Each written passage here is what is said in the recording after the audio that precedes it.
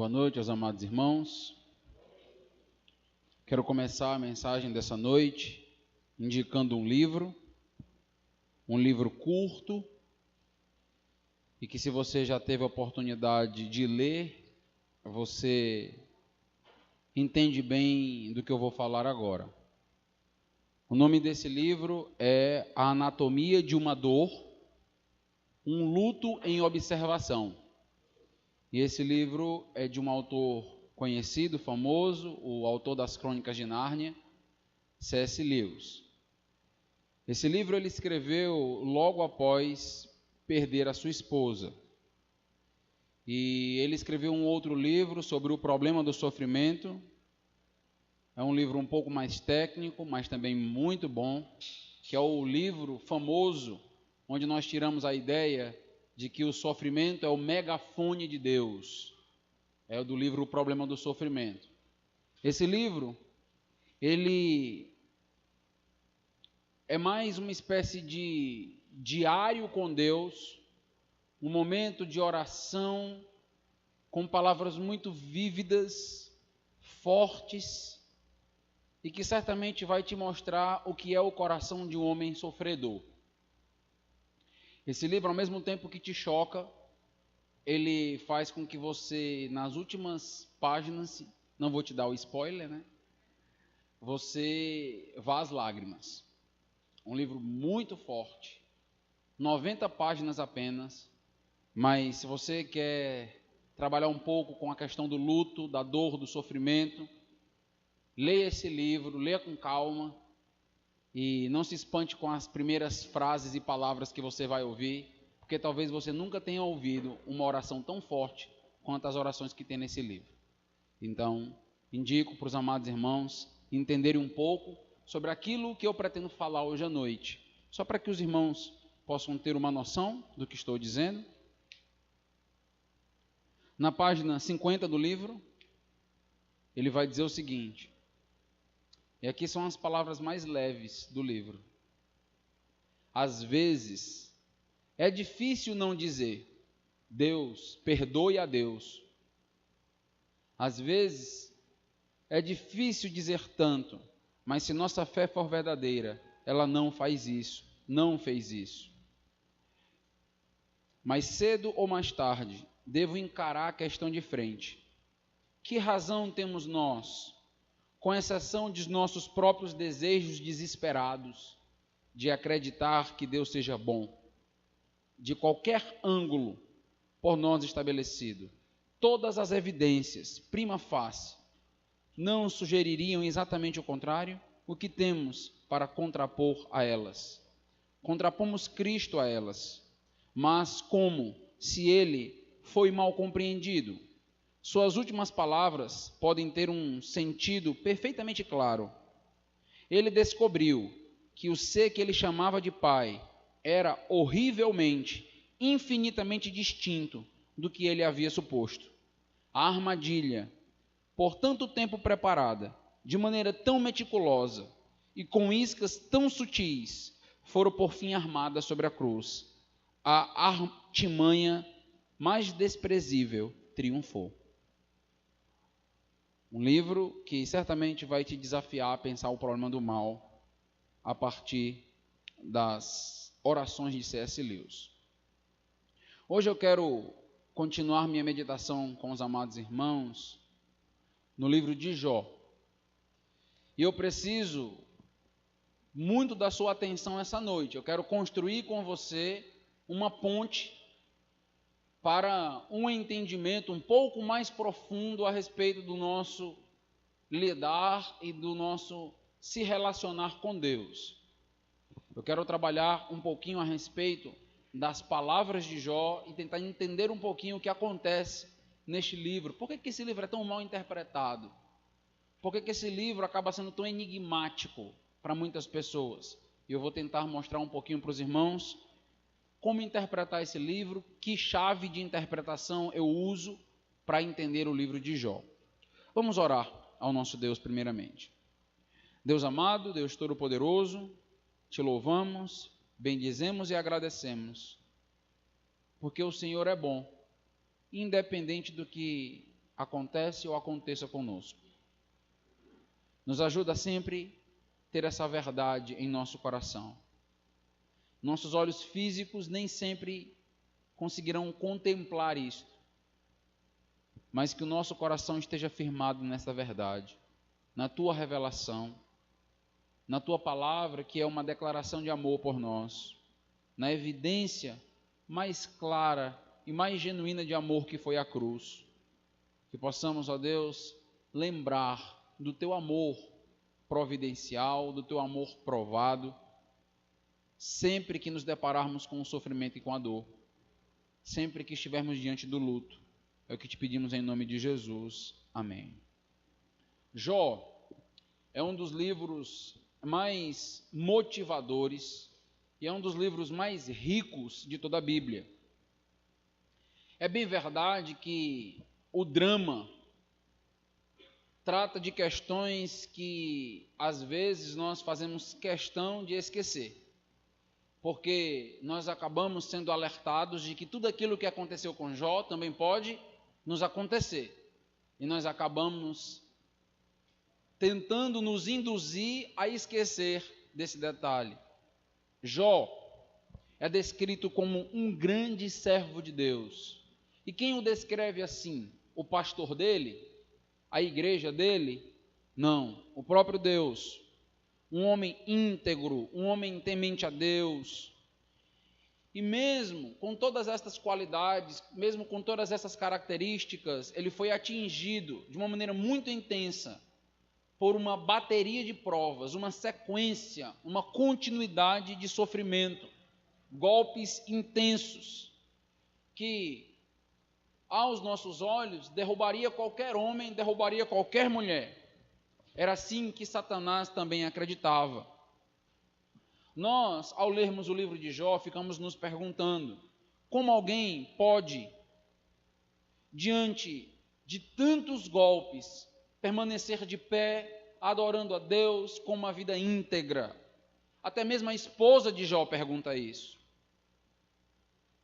Como alguém pode perder seus bens? Como alguém pode perder sua família? Como alguém pode perder a sua saúde e ainda continuar com a sua vida de piedade? Este é o grande desafio que o livro de Jó nos lança. Perder todas as coisas, mas não perder a nossa santidade, não perder a nossa sobriedade, não perder aí a nossa dignidade diante de Deus. Como foi possível que Jó pudesse enfrentar todos os ataques satânicos sem blasfemar contra Deus? O propósito de Satanás em todos aqueles ataques era fazer com que Jó blasfemasse contra Deus, se levantasse contra Deus. Nós vimos de uma maneira muito clara, muito destacada, que Jó não pecou. Cada desafio, cada momento de luta, Jó não pecou. E nós vimos em Jó capítulo 2, versículo 10, que nós temos uma ênfase: Jó não pecou com seus lábios. Jó não blasfemou contra Deus, que era exatamente o que Satanás desejava. Tudo que Satanás queria era mostrar para Deus que Jó não tinha um amor genuíno, que o relacionamento de Jó com Deus era um relacionamento meramente de interesse, que não havia um amor real no coração daquele servo, no coração daquele homem por Deus. Se tratava apenas de interesses espirituais, é uma economia espiritual. Satanás cria e crê até hoje que todos aqueles que servem a Deus, que estão na igreja todos os domingos, é porque estão buscando algo, e este algo não é Deus. Não estão na igreja todos os domingos porque querem exaltar a Deus, porque querem cantar para Deus, porque querem glorificar a Deus, mas estão em busca de algo que possam conseguir das mãos de Deus. Querem uma bênção. Quantas igrejas estão todos os domingos, em todos os programas de rádio, em programas televisivos, prometendo bênçãos e mais bênçãos? Venha para a igreja e aqui você vai encontrar suas bênçãos. Venha para a igreja que aqui você vai encontrar o seu milagre. aquilo que você sempre desejou, vai ser realizado o seu sonho. E esse tipo de marketing acaba fazendo com que as pessoas percam o foco de vir para a igreja por conta de Deus, de vir para a igreja para adorar somente a Deus e não para buscar migalhas que possam ser dadas ou cair das suas mãos. Muitas pessoas, e a realidade é esta, buscam a igreja por interesse. Querem cura, querem milagres, querem a esposa de volta, querem o marido de volta, quer o noivo, quer o namorado, a namorada. Vem para a igreja porque está desempregado, quer um emprego, ou está empregado, mas deseja melhorar o padrão, quer uma promoção, quer passar num concurso, quer passar no vestibular, e está buscando o favor de Deus em todas estas coisas. Não tem nada de mais o nosso coração desejar estas coisas, desde que o nosso foco e a nossa prioridade seja sempre Deus. De fato, nós temos que desenvolver profissionalmente. De fato, não tem nada de ilícito em querer ter uma casa própria, em querer ter um carro, não tem nada de ilícito com isso. Desde que o nosso foco e a nossa prioridade seja sempre Deus. Muitas pessoas estão apenas buscando os favores. E a grande pergunta que precisa ser feita, e nós precisamos nos fazer a cada culto, a cada momento de adoração, e se Deus não nos der? E se Deus não te der aquilo que você quer? Aquilo que você almeja? Se Deus não te conceder, você abandona a Deus? Você muda a sua visão a respeito de Deus? Você começa a achar que Deus é cruel? Você começa a achar que Deus não te ama tanto assim? Satanás está acusando o tempo inteiro. A igreja, na realidade, é uma reunião de interesseiros. Estão simplesmente reunidos em busca dos interesses espirituais. Não querem adorar, não querem viver para Deus, não querem ter uma vida de integridade, querem apenas usufruir. Este é o ataque de Satanás. E nós precisamos nos questionar para que ele não esteja certo, para que nós tenhamos uma reunião de homens e mulheres tal qual o coração de Jó, que não estão apegados a bens, não estão apegados à família, mas estão apegados a Deus. Família é importante, importantíssima, mas a prioridade é Deus. E nós estamos aqui por causa dele. Este é o coração de Jó. Foi assim que ele conseguiu superar, perder 10 filhos. Por quê? Porque ele poderia perder tudo, mas a vida dele continuaria tendo sentido. E a nossa vida só perde o sentido quando na realidade nós deixamos a Deus.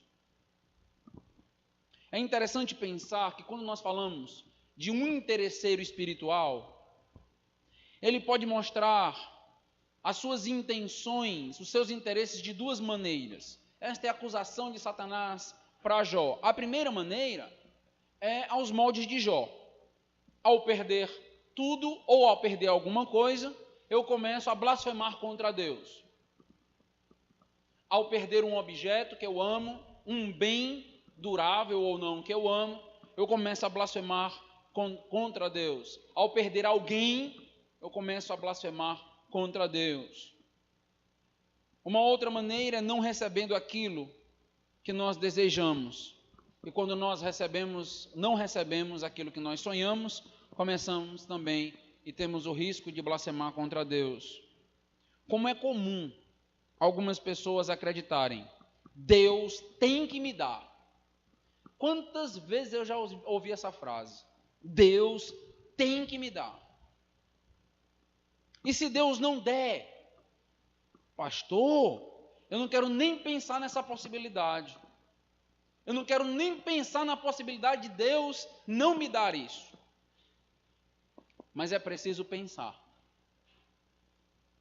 Porque a vontade de Deus nem sempre é a nossa vontade.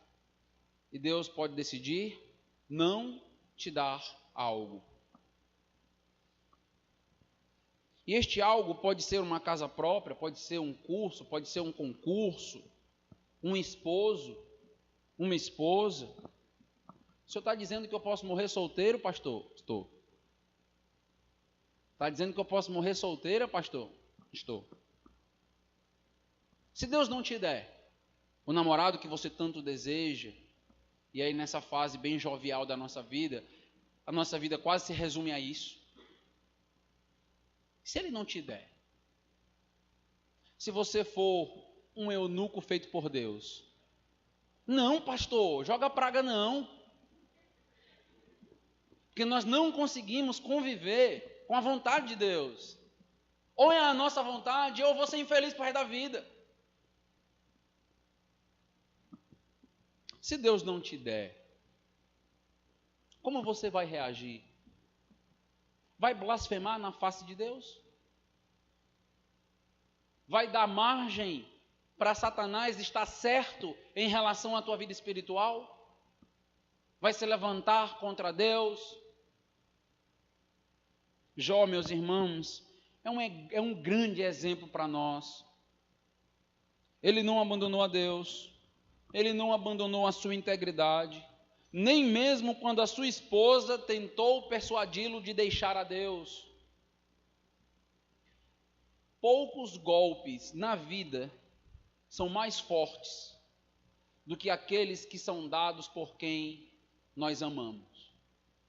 Quando o ataque vem da própria casa, é chumbo grosso, como nós gostamos de dizer.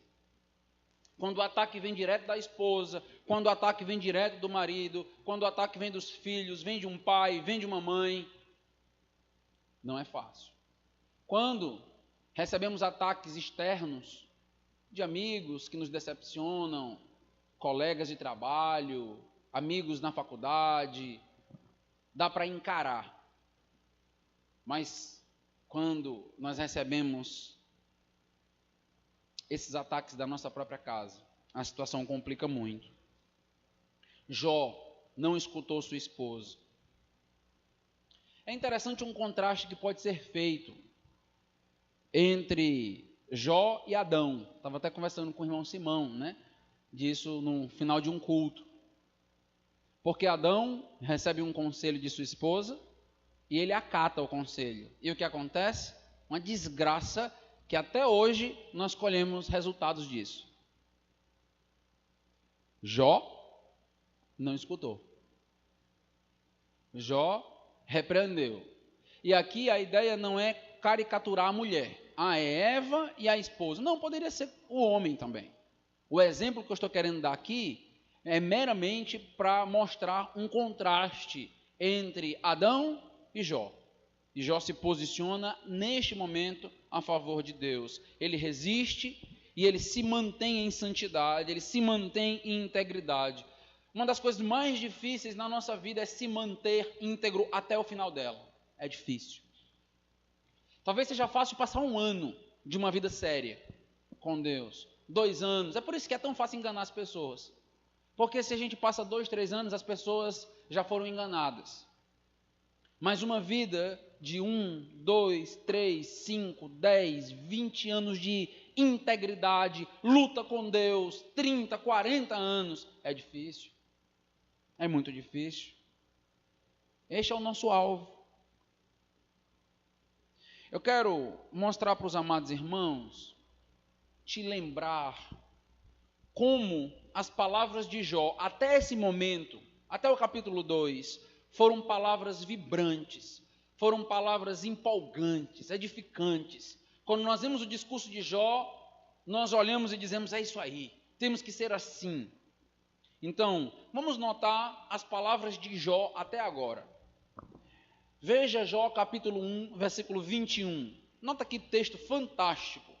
Jó capítulo 1, versículo 21.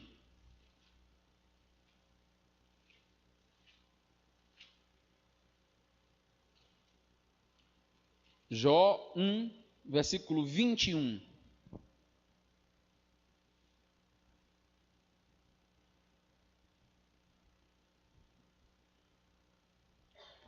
E disse, nu saí do ventre de minha mãe, e nu voltarei. O Senhor o deu, o Senhor o tomou, bendito seja o nome do Senhor. Não são palavras fantásticas? São daquelas palavras, daqueles textos que a gente começa a copiar em todos os lugares, né? Você copia no caderno, você copia no quarto, você copia na Bíblia. A Bíblia já tem, mas você faz questão de copiar de novo, porque é um texto tão bonito, né? Que você diz, esse aqui eu preciso ter sempre em mente. O que dizer destas palavras tão revigorantes de Jó? Jó passando por lutas, após perder todos os bens, e após perder os 10 filhos, ele diz isso aqui. É uma frase de um vencedor. É uma frase de um verdadeiro e genuíno servo de Deus, de um homem que mostra lucidez,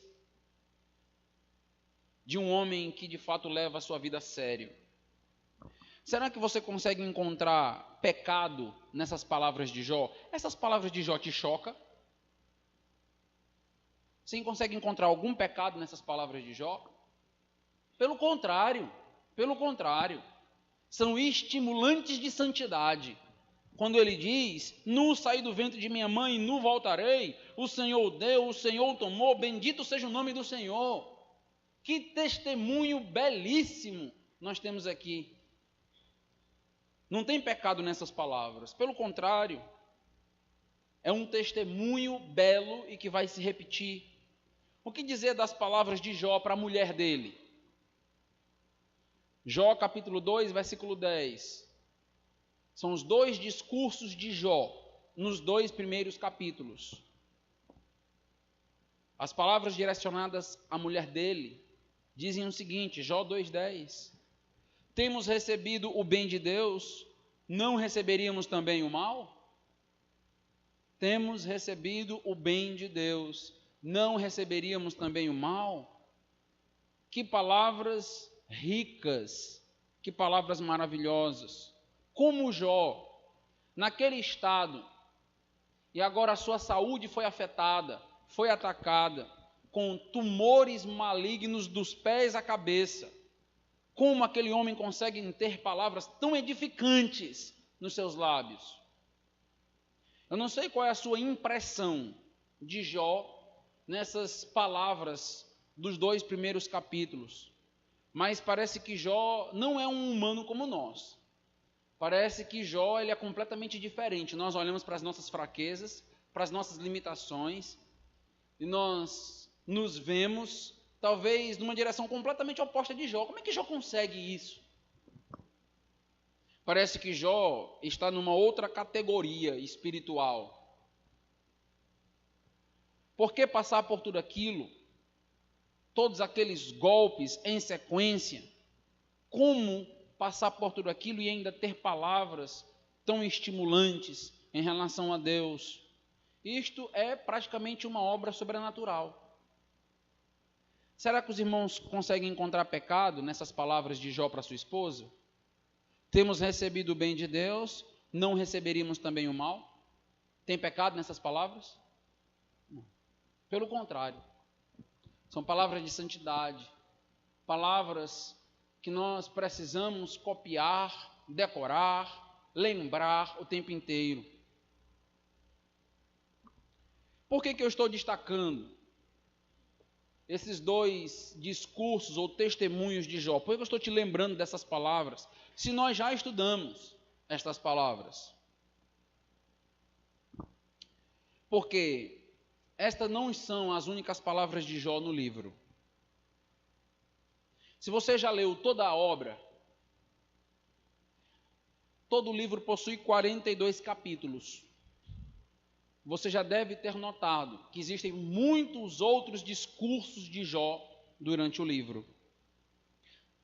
No capítulo 3, por exemplo, até o final do capítulo 42, nós teremos pelo menos 8 discursos de Jó, grandes.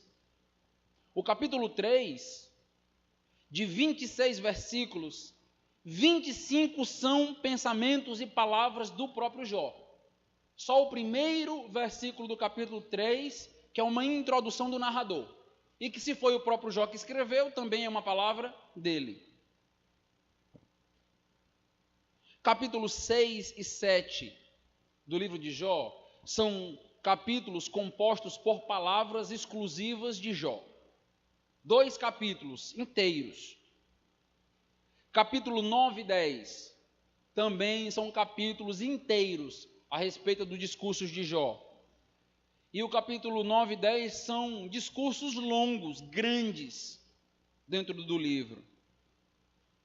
Capítulo 12 a 14, capítulo 16, capítulo 17, capítulo 19, capítulo 21, capítulo 23, estou falando de capítulos inteiros com as palavras de Jó. O capítulo 23 é um dos capítulos com as palavras mais fortes de Jó em relação a Deus. Depois nós temos o capítulo 24, nós temos uma seção grande, que vai do capítulo 26 até o capítulo 31, 5 capítulos consecutivos de palavras e discursos de Jó. Depois nós temos as palavras de Jó aparecendo no capítulo 40 e as palavras de Jó aparecendo também no capítulo 42. O que eu estou querendo mostrar para os irmãos com toda esta estatística, com todos esses dados.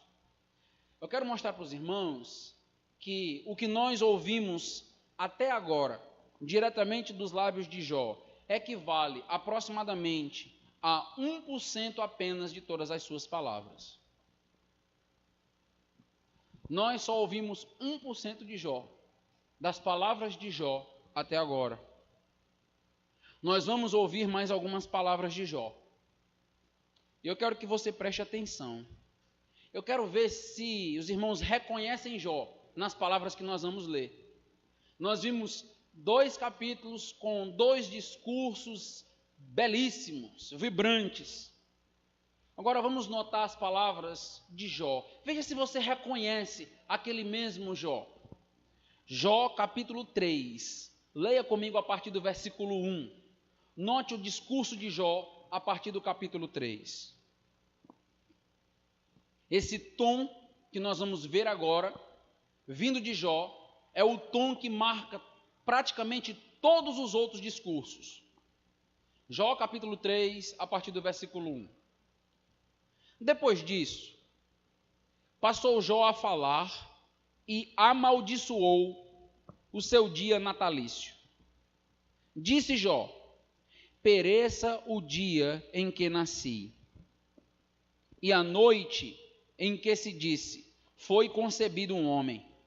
Converta-se aquele dia em trevas, e Deus, lá de cima, não tenha cuidado dele, nem resplandeça sobre ele a luz. Reclamem-no as trevas e a sombra de morte, habitem sobre ele nuvens, espante-o tudo o que pode enegrecer o dia. Aquela noite, que dela se apoderem densas trevas, não se regozije ela entre os dias do ano, não entre na conta dos meses. Seja estéril aquela noite, e dela seja banidos os sons de júbilo. Amaldiçoe-na aqueles que sabem amaldiçoar o dia e sabem excitar o monstro marinho. Escureçam-se as estrelas do crepúsculo matutino dessa noite. Que ela espere a luz, e a luz não venha. Que não veja as pálpebras dos olhos da alva, pois não fechou as portas do ventre de minha mãe, nem escondeu dos meus olhos o sofrimento. Porque não morri eu na madre, porque não expirei ao sair dela, porque houve regaço que me acolhesse, e porque peitos para que eu mamasse. Porque já agora repousaria tranquilo, dormiria, e então haveria para mim descanso. Com os reis e conselheiros da terra, que para si edificaram mausoléus, ou com os príncipes que tinham ouro e encheram de prata as suas casas, ou como aborto oculto, eu não existiria, como crianças que nunca viram a luz. Ali os maus cessam de perturbar, e ali repousam os cansados. Ali os presos juntamente repousam e não ouvem a voz do feitor. Ali está tanto o pequeno como o grande, e o servo livre de seu senhor? Porque se concede luz ao miserável e vida aos amargurados de ânimo, que esperam a morte e ela não vem. Eles cavam em procura dela, mais do que tesouros ocultos. Eles se regozijariam por um túmulo e exultariam se achasse a sepultura. Porque se concede luz ao homem, cujo caminho é oculto e a quem Deus cercou de todos os lados. Porque em vez do meu pão me vêm gemidos e os meus lamentos se derramam como água. Aquilo que temo me sobrevém e o que receio me acontece. Não tenho descanso, nem sossego, nem repouso, e já me vem grande perturbação. Notaram quantas perguntas, quantos questionamentos? Os discursos de Jó são marcados por muitas interrogações. Nós vamos notar Jó agora fazendo muitos questionamentos, buscando muitas respostas. Esse versículo 25 sempre me chamou a atenção. Aquilo que temo me sobrevém, e o que eu receio me acontece. Tudo que nós não queremos é que aquilo que nós temos medo aconteça, não é verdade? Se nós temos receio de algo, temos medo de algo, tenho medo de perder o emprego, tenho medo de perder a pessoa amada, tudo que eu quero é que isso não aconteça. E o que Jó diz? Aquilo que eu temia é exatamente isso que acontece. Aquilo que eu tanto receio é exatamente o que me é dado. Que tal esse discurso de Jó? Eu deveria ter morrido como um aborto. Oculto, eu seria mais feliz se eu tivesse sido abortado ao nascer. Está reconhecendo Jó? É um pouquinho diferente, né? Do Jó que nós temos estudado e visto até aqui, até agora. O que você aconselharia a alguém que estivesse do seu lado, com esse discurso e com essas palavras? Se você estivesse aconselhando alguém no hospital, se você estivesse aconselhando alguém que perdeu o emprego, perdeu os seus bens, se você estivesse num velório para aconselhar alguém, o que você diria para esta pessoa que está dizendo: maldito o dia que eu nasci, eu deveria não ter nascido, que esse dia se apague dos calendários, que nunca ninguém cante parabéns nesse dia, porque esse dia é terrível, é sombrio? O que você diria para alguém assim? Difícil, né? Jó, meus irmãos, não encarou as lutas e as dificuldades que vieram sobre ele com tanta facilidade, como de uma maneira inocente e equivocada podemos ler os primeiros 2 capítulos do livro. Não foi tão fácil, não foi tão simples. Podemos ter a falsa impressão, ao ler apenas esses 2 capítulos, de que nada muito grande aconteceu na vida de Jó, de que tudo aquilo não abalou de fato, não mexeu com ele, mas não é uma realidade. Não podemos denotar uma pista que o capítulo 1, versículo 20 já nos deu. Trabalhei isso quando falei a respeito do câncer. Capítulo 1, versículo 20, diz: então Jó se levantou, rasgou o seu manto, rapou a cabeça, lançou-se em terra e adorou. Jó estava sofrendo muito. Estas são atitudes de lamento, de grande lamentação, de grande tristeza, de grande luto na vida de Jó. Você não pode enxergar Jó apenas com um tom triunfal nos lábios. Você tem que enxergar o homem de fato como ele é. Ele não era um homem insensível. Jó não era um homem apático à desgraça e à dor que o acometeu. Vimos que essas reações descritas apontavam para uma grande tristeza na vida daquele homem. Jó nos mostra tristeza, atitudes de lamento, mas também adoração. O versículo 20 do capítulo 1 diz: lançou-se em terra e adorou. Nós estamos falando do sofrimento de um adorador que responde a Deus em adoração. Nós estamos falando de um adorador. Você não pode esquecer desta verdade. Ela é muito importante para entender todo o livro de Jó. Jó, no decorrer do livro, diz algumas palavras.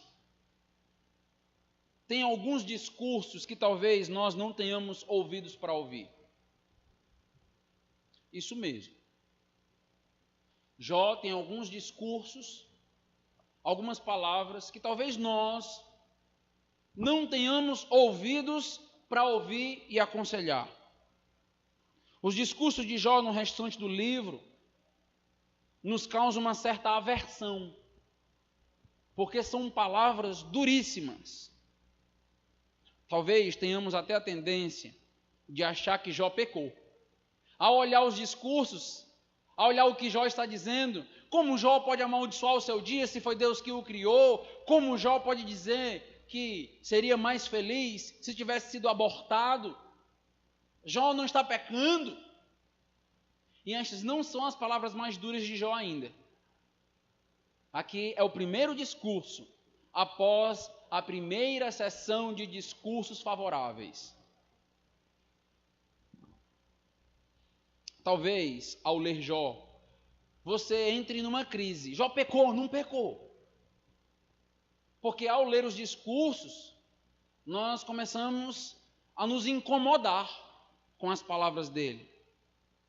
E é disso que eu quero falar, é isso que eu vou tentar te explicar hoje à noite. Nós não podemos ler o livro de Jó sem ter em mente os 2 primeiros capítulos e o último capítulo.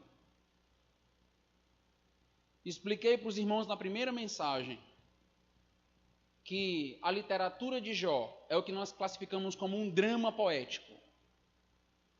Os 2 primeiros capítulos e o capítulo 42, uma parte desse capítulo é um drama. Conta uma história. A partir do capítulo 3 até o início do capítulo 42, nós temos toda uma sessão poética. E já tenho explicado para os amados irmãos que se trata de uma poesia sapiencial. Formando um sábio. Por isso, cada personagem que aparece, nós devemos nos perguntar: é sábio ou é tolo? Então, do capítulo 3 ao capítulo 42, nós vamos lidar agora com uma nova maneira do livro tratar conosco. Por isso que parece que houve uma quebra abrupta agora, do capítulo 2 para o restante do livro, porque é uma mudança de estrutura literária. Esse capítulo 1, capítulo 2 e o capítulo 42, eles devem nos nortear, nos dar a base para entender todo o restante, nos guiar na interpretação. Uma questão que facilmente pode ser levantada é a seguinte: pastor, Jó não pecou com seus lábios, mas isto não é restrito somente até o capítulo 2? Será que depois daquele momento, Jó não pecou? Muitos têm essa dificuldade, essa luta com Jó, e eu já tive essa luta por muitos anos também. Quem garante que ele não pecou nos discursos com seus amigos? Quem garante que ele não pecou nos discursos posteriores, nos diálogos de sabedoria e tolice com seus companheiros? 2 fatores eu quero levantar para te explicar, e que eu acredito que são fatores importantes. O primeiro é que Jó, meus amados irmãos, não pode blasfemar contra Deus em todo o livro. Jó não pode blasfemar contra Deus em todo o livro. Porque se isso acontecer, Satanás vai ter a razão. Se Jó se levantar e blasfemar contra Deus, Satanás conseguiu o que ele queria. Satanás estaria certo. Era só questão de tempo na vida de Jó. E Jó blasfemaria. O que eu estou dizendo é que apesar das palavras duras que nós vamos notar e ver, apesar das palavras fortes que nós encontraremos no discurso de Jó, Jó não pecou com os seus lábios.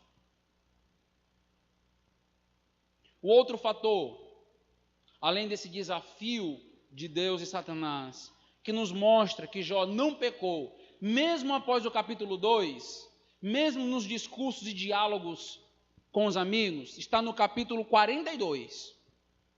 Vá para o capítulo 42 e veja comigo o versículo 8.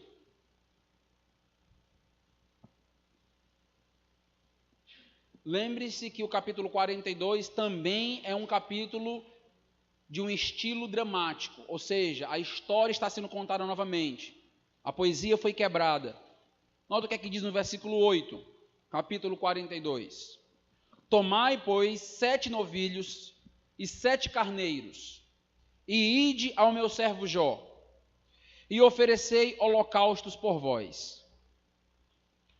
O meu servo Jó orará por vós, porque dele aceitarei intercessão, para que eu não vos trate segundo a vossa loucura, porque vós não disseste de mim o que era reto, como o meu servo Jó. Preste atenção nessas palavras, porque são as palavras do próprio Deus. Quem está dizendo que Jó não pecou, que as palavras de Jó foram mantidas retas, foi Deus. É o próprio Deus que está afirmando isso. Vós não disseste de mim, os amigos de Jó, o que era reto, como o meu servo Jó. Jó não pecou com seus lábios, mesmo com seus discursos sobre a maldição do dia em que ele nasceu. Ele continuava sendo um homem reto. Tanto que encontramos no capítulo 1, Jó voltando a exercer aquela função sacerdotal. O capítulo 42 aponta para a função sacerdotal que nós já vimos no capítulo 1. No início do capítulo, no início do livro, capítulo 1, Jó sacrificava em favor da possibilidade do pecado de seus filhos. Lembra disso? Da seriedade daquele homem. Agora, aqueles homens vão até Jó para que possam sacrificar, e Jó possa orar, intercedendo por eles, intercedendo pelos seus amigos, porque os seus amigos agiram como loucos. Olha que coisa interessante, em um momento, em um discurso, Jó chama alguém de louco. Lembra quem foi? Falas como uma doida, para a esposa dele. Deus agora, no final do livro, vai dizer assim, sabe os amigos de Jó? Falaram como loucos. O tolo e o sábio, em contraste em todo o livro. São loucos, são tolos, são doidos. Isso que Deus está dizendo. Vai lá, intercede por ele. E os sacrifícios apontam justamente para a presença de pecado. Eles pecaram. Mas você não encontra sacrifícios em favor de Jó. Pelo contrário, é Jó que está servindo de sacerdote para sacrificar em favor dos seus amigos, como também sacrificou em favor dos seus filhos. É Jó. Pastor, então como é que eu posso entender esses discursos tão duros de Jó? Aos nossos ouvidos, meus irmãos, destreinados, estes discursos de Jó soam como afronta a Deus. Esses discursos soam como reclamação, lamúria, murmuração. E por que não dizer que esses discursos de Jó parecem até blasfêmia? Jó não pecou com os seus lábios, mesmo maldizendo o seu dia. É difícil de entender. Por isso que eu pedi que os irmãos imaginassem alguém do teu lado, imagina o teu esposo, imagina a tua esposa, imagina os teus filhos, imagina o irmão da igreja, com esse mesmo discurso de Jó, e você ouvindo, o que você diria? Talvez você dissesse, se cala, não fala assim sobre Deus não, não fala assim sobre o dia que você nasceu não, você está louco. Mas no livro não é Jó que está louco, no livro são os amigos de Jó os loucos, no livro é a esposa de Jó a louca, e não o próprio Jó. Mas como entender? Eu acredito que as palavras de Jó, elas são tão chocantes para nós, a ponto de achar que Jó pecou, por pelo menos 2 motivos. Primeiro, porque nós não estamos acostumados com textos de lamento. Nós não estamos acostumados com lamentação. E o que é mais interessante é que normalmente a lamentação ela é expressada justamente em textos poéticos. E este texto é um texto de lamentação. Por não estarmos acostumados, nós acabamos chocados com tudo isso.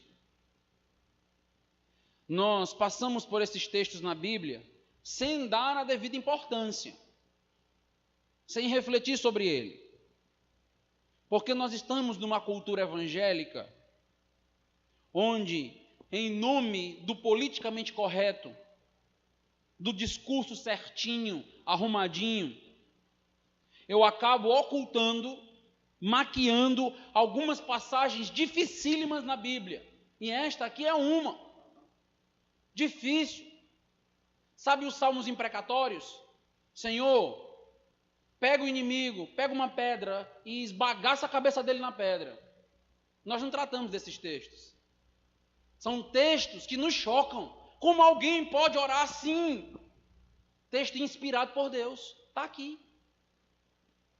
Não tem salmos, né? Não tem cânticos nos salmos imprecatórios, né? Nós não cantamos aqui, né? Atira uma pedra na cabeça dele. Nós não cantamos os salmos imprecatórios. Não cantamos, mas está aqui, ó. Lamentação. As lamentações estão na Bíblia. E você tem que tratar com esses textos. Você não pode pular os textos. Você tem que se chocar com os textos. A Bíblia tem que te levar a uma crise. Ao ler a Bíblia, você tem que entrar em crise. Que é isso? Como isso pode estar na Bíblia? Eu nunca tinha visto esse texto. Eu nunca tinha enxergado por esse prisma.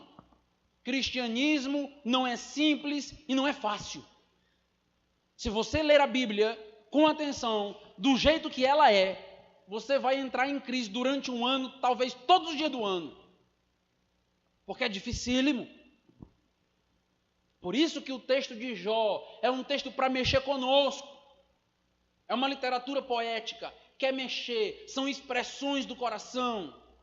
São expressões que estão lidando diretamente com sabedoria, com tolice, com intenções, com palavras íntimas. Eu não posso chegar nesta sessão do livro de Jó e não dar a devida atenção. Eu tenho que entender.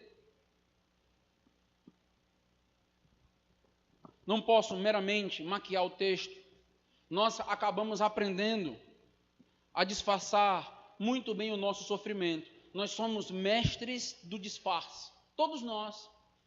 Este que vos fala também. Todos nós. Nós aprendemos desde pequeno a disfarçar. Na realidade, os nossos pais nos ensinam desde pequeno. Se você não gostar de uma coisa, não diga que não gostou. Não faça cara feia. Tem a ver com etiqueta, tem a ver com educação.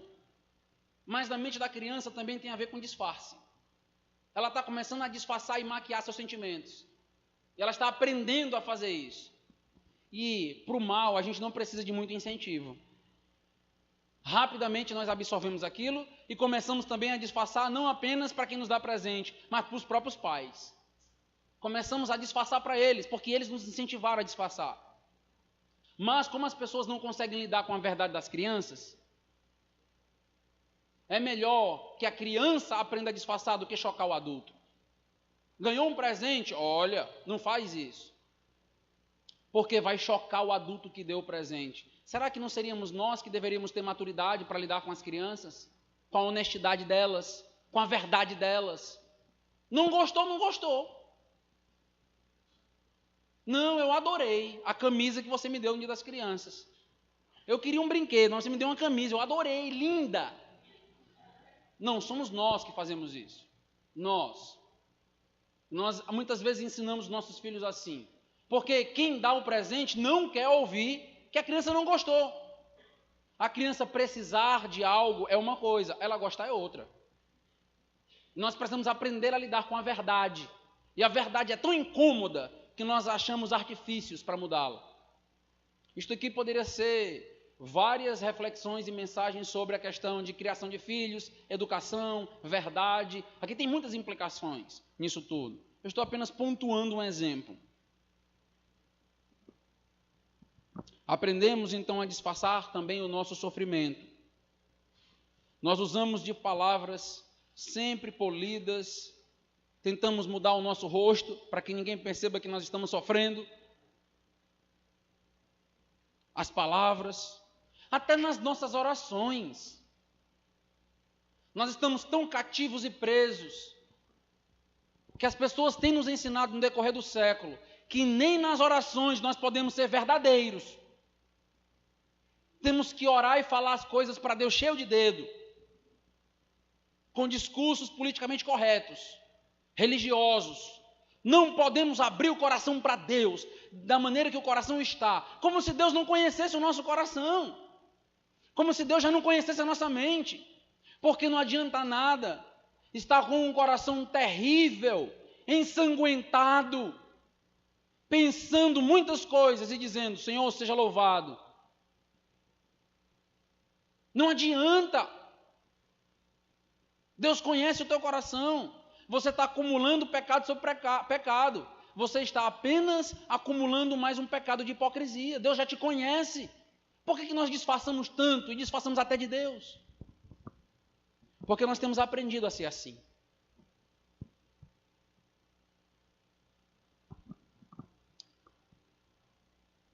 Jonas Madureira, um teólogo brasileiro, afirma que nós temos problemas com o lamento, simplesmente porque nós confundimos lamento com murmuração. A Bíblia é muito clara a respeito da murmuração.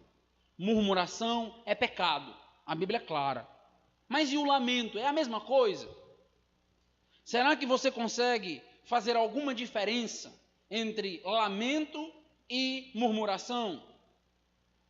Infelizmente, lamento, lamentação e murmuração na língua portuguesa, nos nossos dicionários, são basicamente sinônimos. Tem a mesma carga semântica. E é aí onde está o grande problema. Nas Escrituras há uma diferença entre murmuração e lamento. Há uma diferença prática entre essas duas atividades e ações. Murmuração, meus amados irmãos, é a reclamação de alguém que está inconformado, de alguém que não se contenta mais com os padrões de Deus, com os limites de Deus. Alguém que está mergulhado em um sofrimento e resolve expressar sua dúvida, suas questões, por meio da amargura, por meio do ataque ao caráter de Deus. São palavras fortes, recheadas de fel. É o coração de um incrédulo se levantando contra Deus. Nessa atitude, nós encontramos raiva, rancor, ingratidão na murmuração. Não encontramos louvor na murmuração. Não faz sentido falar, reclamar, murmurar de Deus e achar que isso é uma adoração. Não tem adoração na murmuração. Não tem fé na murmuração. Só descontentamento. Reclamação. É a mera expressão de dor. É a mera expressão do descontente. um coração rebelde, se levantando contra Deus com punhos cerrados, expressando rancor, mágoa, despejando toda e qualquer ingratidão em Deus. No momento da dificuldade, nós podemos murmurar contra Deus, isso é pecado. Não ter uma expressão de gratidão a esse Deus. Não ter um comportamento de um servo de Deus. A lamentação é diferente. São palavras fortes também.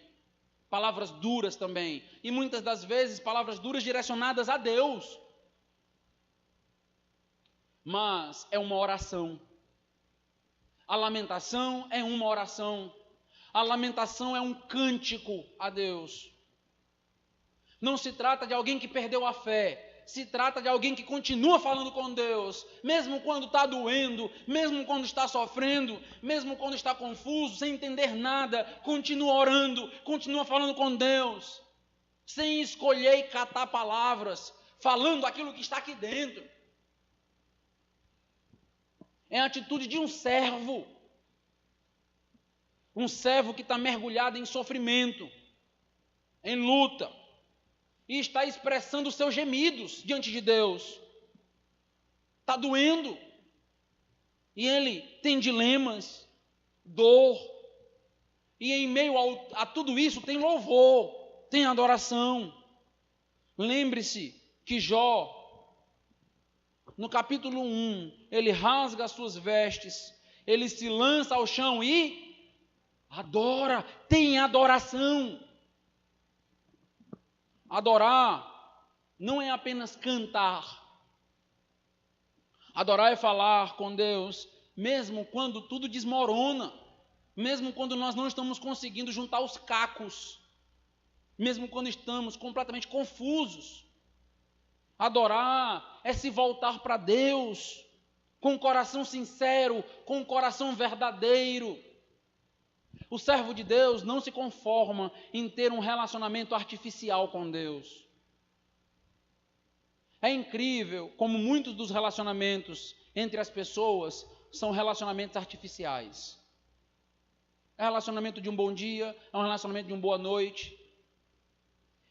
E muitas das vezes não nos sentimos à vontade para dizer para você o que está aqui dentro. E nem podemos, porque você não tem ouvido para ouvir. Deus tem. E isto é o lamento. O lamento é falar o que está aqui dentro preso, engasgado para Deus. Num coração de um servo, num coração de um adorador. Mas sem blasfemar. Jó não blasfemou. Jó não pecou com seus lábios. Mas Jó usou palavras que nós não estamos mais acostumados a usar. E que se nós virmos, se nós estivermos lidando com alguém e essa pessoa usar esse tipo de discurso, nós vamos recriminar na mesma hora. Infelizmente, há uma pressão social e há uma pressão religiosa para abafarmos os nossos verdadeiros sentimentos, porque nos é dito que nós precisamos ter fé. Como se os salmistas não tivessem fé, como se os profetas não tivessem fé, como se Jó não fosse um homem íntegro, temente a Deus, que se desviava do mal, um homem que tinha fé. Meus irmãos, quando nós somos tolhidos, quando nós somos privados de falar, até mesmo com Deus, a nossa dor, ela só aumenta. Porque nós precisamos de relacionamentos honestos. Se é difícil de encontrar com pessoas do mundo, porque as pessoas não conseguem ouvir aquilo que temos para falar, precisamos ter um relacionamento honesto, pelo menos com Deus.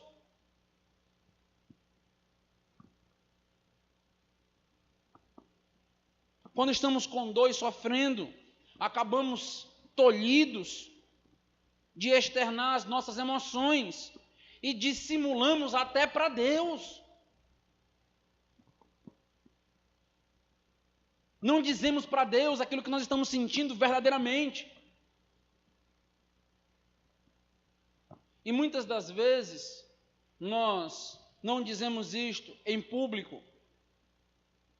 Porque nós queremos agradar as pessoas que estão ao nosso redor. Nós não queremos correr o risco de ser repreendido por ninguém.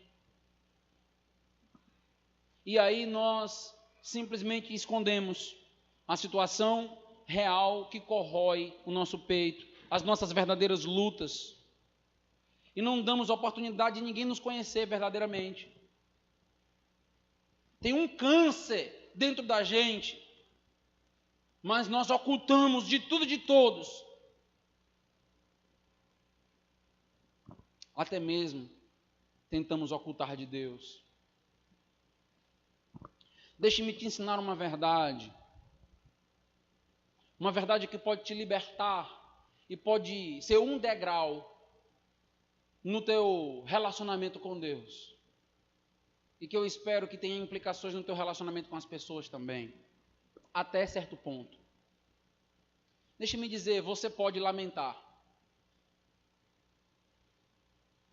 Sim, você pode lamentar. O lamento não é apenas permitido na Bíblia, e ele é normalmente visto, frequentemente, até mesmo entre nós, apesar de sermos acanhados em fazer. Perguntas como, por que, Senhor? E alguém que está do teu lado diz, não pergunta por que para Deus. Não pode perguntar por que para Deus. Você não está querendo assumir o lugar de Deus quando você pergunta por quê. Em muitos momentos. Se você estiver, você está pecando. Mas em muitos momentos que nós perguntamos por quê, Senhor, é simplesmente uma expressão de dor, de lamento, de confusão. Eu não estou entendendo por quê, Senhor. Porque o Senhor não livrou o meu filho, não livrou minha filha, não livrou minha esposa, não me livrou do câncer. Porque o Senhor não fez uma intervenção direta, poderosa. Porque o Senhor não livrou Joy. C.S. Lewis está perguntando, por que o Senhor não livrou minha esposa? Eu demorei tanto para casar. Já casei numa idade avançada. Depois de 3 meses, o Senhor tira minha esposa. 3 meses. Eu passei 60 anos solteiro. 3 meses. Por quê? Será que nós não podemos falar, lançar diante de Deus as nossas confusões, as nossas tristezas, os nossos lamentos, a nossa angústia? Será que Deus não é capaz de nos ouvir, de ouvir as nossas orações honestas? Não são orações blasfemas, são orações de um adorador, são orações de um servo, são orações de quem ama a Deus, mas que está confuso.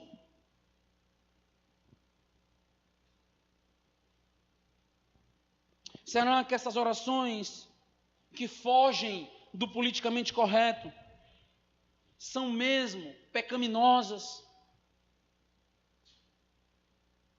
Talvez você esteja me ouvindo e pensando, meu Deus, tem misericórdia desse pastor. Hoje ele resolveu trazer heresia para a igreja.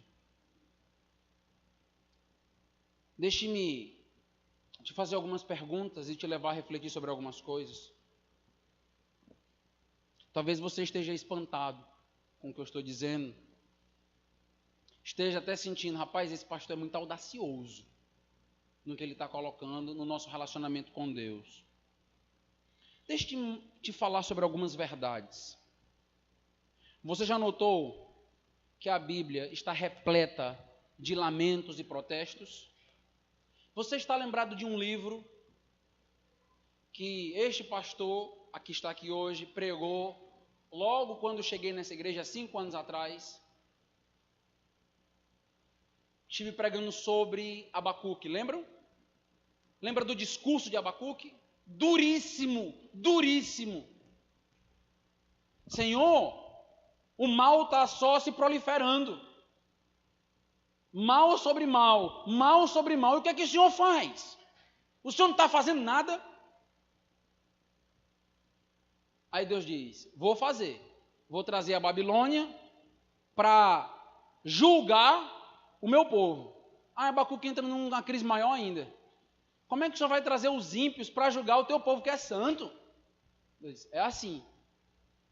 É assim que vai ser. E as crises, aumentando. E Abacuque diz, como vou subir num local alto e esperar tuas respostas, porque eu não estou entendendo. E Deus diz no capítulo 2 em Abacuque, o meu justo viverá pela fé. Abacuque, cale-se diante de mim toda a terra. Abacuque capítulo 2, versículo 20. Se cale, não pergunte mais, chega. Mas Deus deu permissão para Abacuque conversar com Deus num tom que talvez você nunca tenha coragem de ter. Está lá, Abacuque, leia o livro.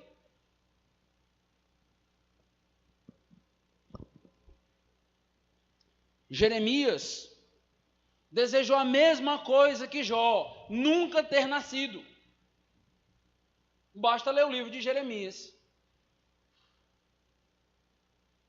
Você já notou que existe um livro inteiro na Bíblia chamado de Lamentações? Um livro inteiro, só de lamento, um livro inteiro. E a situação ali era drástica, terrível. Lamento após lamento. Leia lá os capítulos para você ver. Leia um após o outro, você sai querendo morrer. Só lamento. As mulheres estavam comendo seus próprios filhos por causa da fome da época. Agora imagina você numa situação de fome como essa, desesperadora. Não posso perguntar para Deus por quê?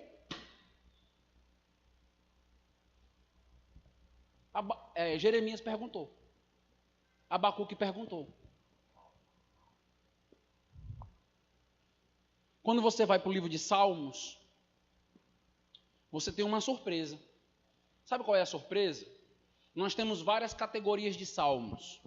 Nós temos os salmos de ações de graça, nós temos os salmos imprecatórios, os salmos históricos, e nós temos os salmos de lamentação. Cânticos, estão cantando o lamento. Uma das coisas que nós perdemos nos nossos dias é cantar lamento. Porque o meio evangélico deturpou a Bíblia e só quer cantar vitória. E é tudo errado. A vitória que eles estão cantando ainda é toda equivocada. Mas nós somos contaminados por isso. Em alguns momentos temos que cantar lamento. O Salmo 88 inteiro é um salmo de lamento. Do versículo 1 ao último versículo. Não tem um versículo de esperança. Ninguém compõe no Salmo 88.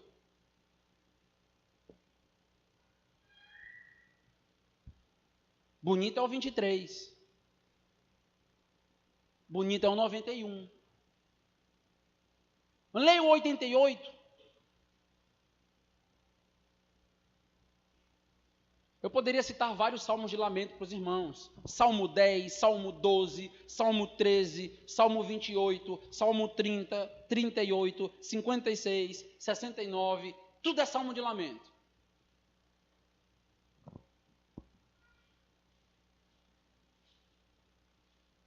Se nós negligenciarmos esta verdade bíblica, como nós poderemos entender o grito de Jesus na cruz? É um questionamento que C.S. Lewis faz nesse livro. Como entender o grito de Jesus na cruz? Eli, Eli, lama sabachthani. O que é que significa?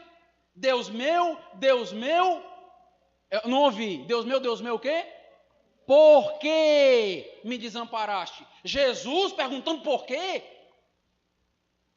Faz sentido? Até Jesus perguntou por quê.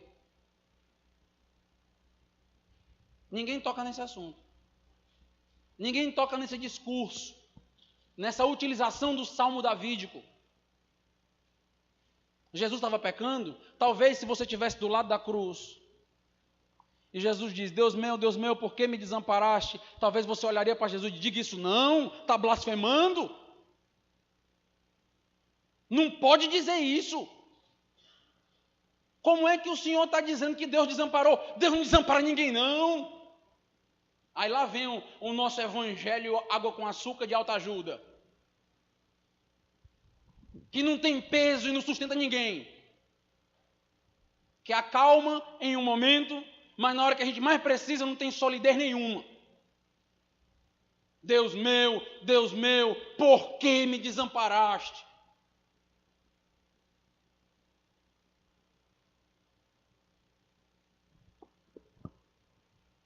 Lamentos são expressões e gemidos de dor de um servo, de alguém que continua confiando em Deus. Os lamentos são espécies de grunhidos da fé, gemidos da fé, de alguém que está lutando para sobreviver em meio a questões sem respostas, ao sofrimento inexplicável, como era o caso de Jó.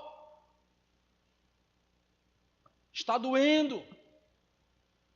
Sim, temos permissão para chorar. Jesus chorou 3 vezes no Novo Testamento. Homem que é homem não chora. Essa frase é absurda, cara. Homem que é homem chora. Jesus chorou. Não existe um homem nessa terra que seja mais homem que Jesus.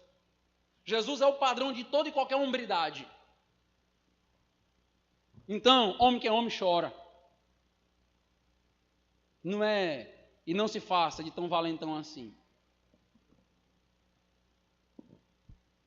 Somos livres para chorar diante de Deus, para conversar com Deus, para dizer o que está no nosso coração e na nossa mente para Deus, para expressarmos como os personagens bíblicos tudo aquilo que conhecemos a respeito de Deus e de sua natureza. É justamente porque nós entendemos a natureza de Deus que o mal não faz sentido.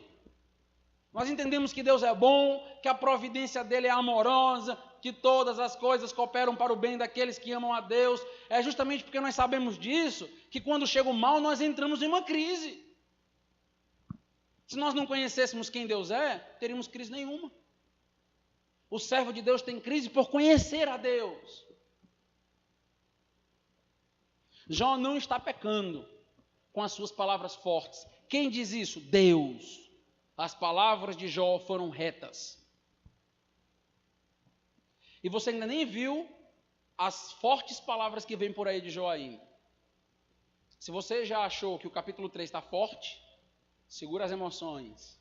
Vem mais por aí nos próximos capítulos. Jó, meus irmãos, está num processo de amadurecimento espiritual. A dor está formando um novo homem, um homem mais forte, um homem sábio. É um livro de poesia e é o livro que está estruturando um sábio através da dor. Ele passará por grandes dificuldades até chegar no ponto que Deus deseja que ele chegue, considerar as questões celestiais. Jó é um grande servo do Senhor, exemplar, mas que luta também com uma visão terrena do sofrimento como nós.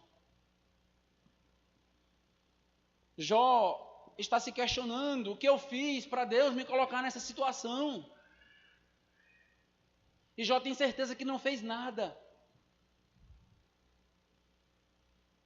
E o que nós notamos é que Jó de fato não fez nada. Não é uma falsa impressão de Jó. Não é uma arrogância de Jó.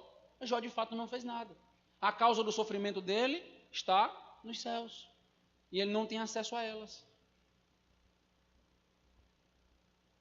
Jó, meus irmãos, nos ensina que aquilo que as pessoas não conseguem ouvir, Jó nos ensina que aquilo que as pessoas que estão ao nosso redor não conseguem suportar, Deus consegue. Nosso grande amigo, nosso Pai, que entende as nossas lutas e dificuldades. Ele sabe que somos servos, mas também sabe que nós somos frágeis, fracos. Ele sabe que o amamos e também sabe que a dor está nos atormentando. Deus entende que está doendo, Deus entende. Talvez quem esteja ao seu redor minimize a sua dor. Normalmente é assim, a gente chega para falar de dor para alguém, aí a outra está quase morrendo. E se você não sabe, é a minha. Que a minha dor é 10 vezes maior que a sua. Aí começa a contar a história, normalmente é assim. Deus não minimiza, Deus não banaliza a nossa dor. Deus entende que está doendo mesmo, Deus sabe. Eu perdi um filho, você vai conversar com alguém, a pessoa dizer que eu perdi 10. Isso é absurdo, mas é assim que se faz. É assim que o mundo compara dor e sofrimento. Deus não, Deus entende. Perder um filho está doendo. Está doendo de verdade. Deus não exige de nós sempre uma postura formal, uma oração sempre bem formalzinha, performática. Eu aprendi exatamente como orar desde pequeno, então Deus sempre gosta daquele tipo. Deus gosta da oração verdadeira, que sai do teu coração, que brota pelos teus lábios. Deus gosta da tua honestidade. É isso que Deus gosta. Quando o coração está completamente rasgado, podemos dizer a Deus em lágrimas, em prantos, que está rasgado e que foi Deus que rasgou. Porque Deus é soberano. Nada acontece nessa terra se não for Deus. Quem foi que colocou Satanás para ir lá e colocar todos aqueles tumores na vida de Jó? Quem foi? Foi Deus. Foi Deus.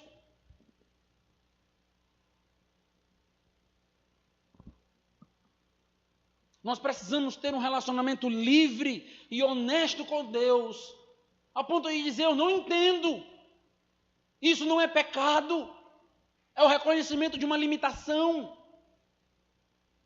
é o brado de um adorador sofrido. Deus sabe que somos reverentes, Deus conhece o nosso coração, o nosso andar com Ele. Era Satanás que estava questionando Jó, não era Deus.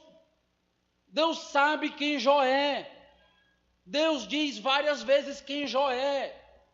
É Satanás que questiona quem Jó é.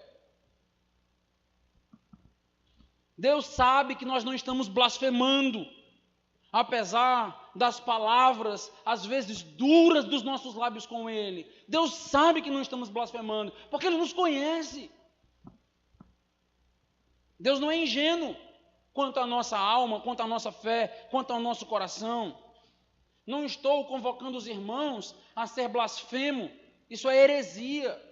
Eu estou convocando os irmãos a ter um relacionamento verdadeiro com Deus, de intimidade com o Senhor. Algo que nós parece que fomos barrados há muito tempo. Quem se encontra ao nosso redor não sabe e pode até não entender as nossas palavras, mas Deus conhece o nosso coração e entende quem nós somos. Sabe que somos adoradores. Nós começamos numa grande confusão em meio à dor e acabamos adorando a esse Deus, dizendo, Senhor, não estou entendendo nada, as lágrimas rolam no nosso rosto e nós dizemos, mas eu te amo. Isso é um adorador que muitas das vezes começa com um lamento e que em meio ao lamento, em meio ao soluço, em meio às lágrimas, já está adorando. Um relacionamento superficial com Deus vai fazer com que tua vida seja insuportável.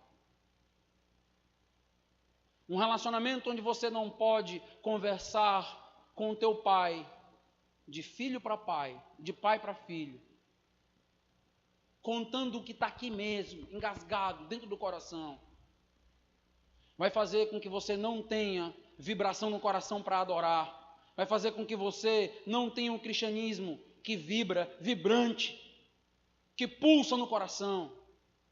Porque você está engasgado e nunca pode falar. Por que você não canta no culto? Porque você está engasgado com Deus e nunca falou para Ele.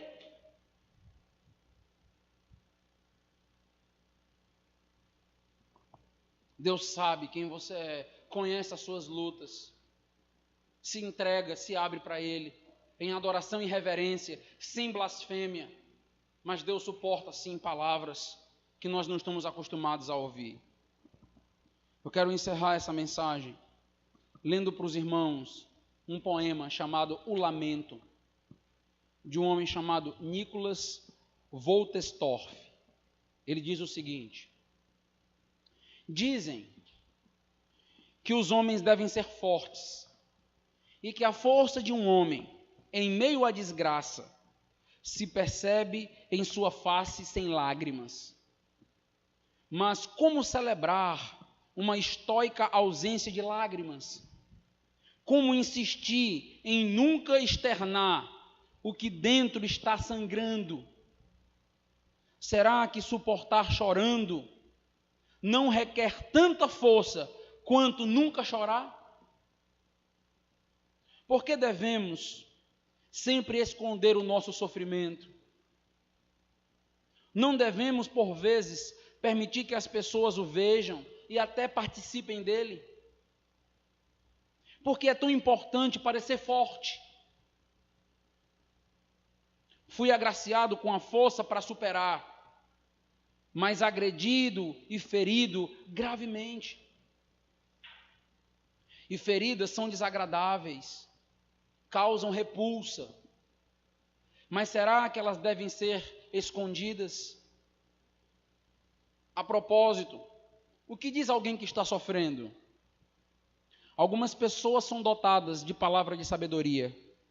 Por elas, somos profundamente gratos. Mas nem todas são assim. Algumas delas falam até sem pensar, coisas estranhas e sem nexo. Tudo bem, nem sempre as palavras têm de ser sábias. No final das contas, a intenção com quem se fala é mais importante do que as palavras pelas quais se fala. Bom, se você não imagina algo para dizer, diga apenas: não sei o que dizer, mas quero muito que você saiba que estou solidário com o seu sofrimento. Ou então apenas abrace, simplesmente abrace. Mas por favor, não diga que a morte não é realmente tão má, porque é sim. A morte é terrível, é demoníaca. Se você pensa que seu dever como amigo é me dizer que realmente, considerando todos os ângulos, as coisas não são tão más assim, você não se aproxima de mim e de minha angústia. Pelo contrário, você se coloca muito distante de mim. E a essa distância, você em nada me ajuda. O que necessito ouvir é que de fato você reconhece o quanto a morte é dolorosa e que você realmente está comigo em meu desespero. Para me confortar, você tem que chegar perto de mim. Venha aqui, sente-se ao meu lado, sente-se no meu banco de luto. Venha olhar o mundo através das minhas lágrimas. Talvez você veja coisas que jamais veria com os teus olhos secos. Vamos orar. Deus amado, eu quero pedir ao Senhor que nos ajude a ter um relacionamento íntimo contigo, mas sem perder a reverência pelo Senhor, sem desfigurar o teu caráter, sem desconstruir os teus atributos, mas por causa deles, buscar conversar e se aproximar de ti como um grande amigo, como um pai amável, e que entende a língua do sofrimento, a voz da dor. Ó Deus, nos escuta quando o nosso coração está despedaçado, Senhor. Precisamos falar, precisamos te dizer, porque o coração está estourando. Estamos perplexos, confusos, angustiados, não temos com quem falar, as pessoas não nos entendem, as pessoas não têm ouvido para ouvir aquilo que temos para dizer. Nos escuta, Deus amado, com complacência, com misericórdia, com amor, assim como o Senhor fez com os salmistas, com os teus profetas, com Jó. que possamos encontrar essa abertura no nosso relacionamento contigo, não ter um relacionamento artificializado, superficial, mas em grande intimidade. Ó Deus, palavras duras que saem dos nossos lábios, são palavras, ó Deus, de pessoas que te amam, mas que estão grandemente machucadas. Sabemos que o Senhor encara e entende assim. Este é o livro de Jó. Nós temos basicamente 40 capítulos lidando com o lamento. E o Senhor sabe que a dor vai nos aperfeiçoar, vai nos tornar sábios, mas estamos num processo de crescimento, de amadurecimento. Que em meio às nossas palavras, que em meio às nossas atitudes, não possamos pecar contra o Senhor em nenhum momento. Que os nossos lábios não pequem contra Ti, mas que o nosso relacionamento cresça, a ponto de chegarmos em determinado momento da nossa vida e dizermos para o Senhor: antes eu só te conhecia de ouvir falar, agora eu tenho intimidade contigo, agora eu ando com o Senhor. Uma abertura, uma intimidade conseguida a partir da honestidade, da voz, de uma dor que estava contida. Nos ajuda a ter um cristianismo verdadeiro, sólido, porque Ele vai nos segurar. O Senhor irá nos segurar no momento que mais precisarmos. Obrigado por ter ouvidos para nos ouvir. Em nome de Jesus. Amém.